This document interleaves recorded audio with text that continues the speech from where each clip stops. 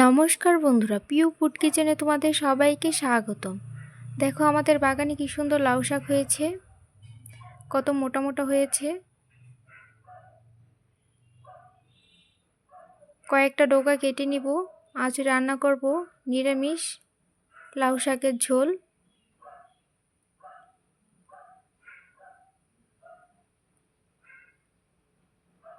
এই লাউ শাকগুলো খেতে অনেক ভালো লাগে, গলে যায় তাড়াতাড়ি। কেটে আলাদা করে নিয়েছি। আর কেটে নিয়েছি আলু। বসিয়ে দিয়েছি কড়াই, এবার দিয়ে দিব জল। দিয়ে দিব কেটে রাখা আলুগুলো, আর দিয়ে দিব লাউ শাকের ডগাগুলো।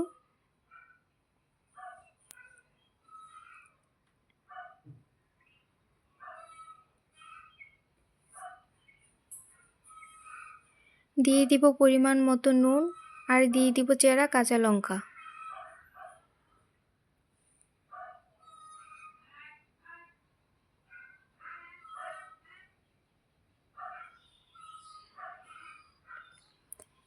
এবার একটু ঢাকা দিয়ে দিব।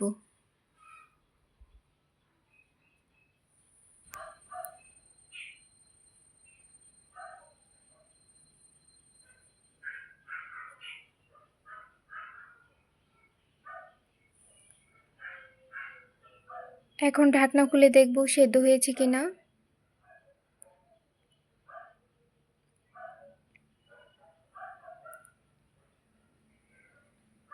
সেদ্ধ হয়েছে, আর একটু সেদ্ধ হবে।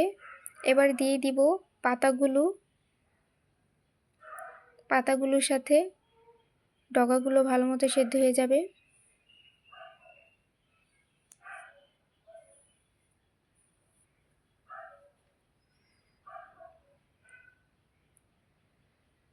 পাতাগুলো দিয়ে নাড়াচাড়া করে আরেকটু ঢাকা দিয়ে দিব।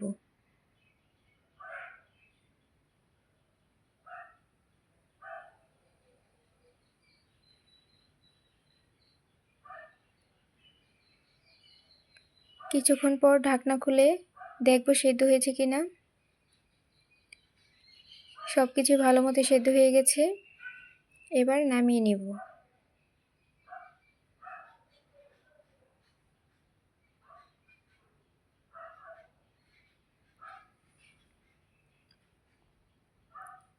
কড়াইটা ধুয়ে আবার বসিয়ে দিয়েছি।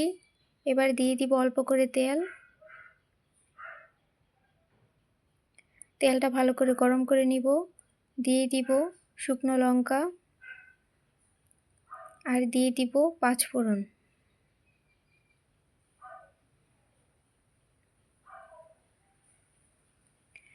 এবার সেদ্ধ করা শাকগুলো দিয়ে দিব।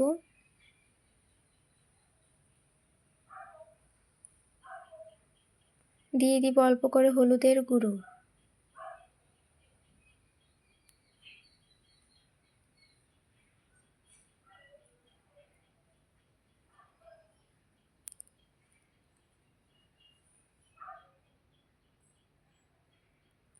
দিয়ে দিচ্ছি 1 চামচ ময়দা, জলে গুলে নিয়েছি।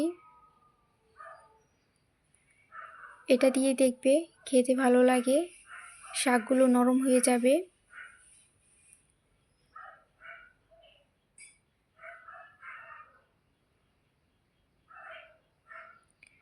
এবার ভালো করে ঘেটে দিব। আলুগুলো একটু ভেঙে চুরে দিবে, খেতে ভালো লাগবে। দিয়ে দিব স্বাদ মতো চিনি।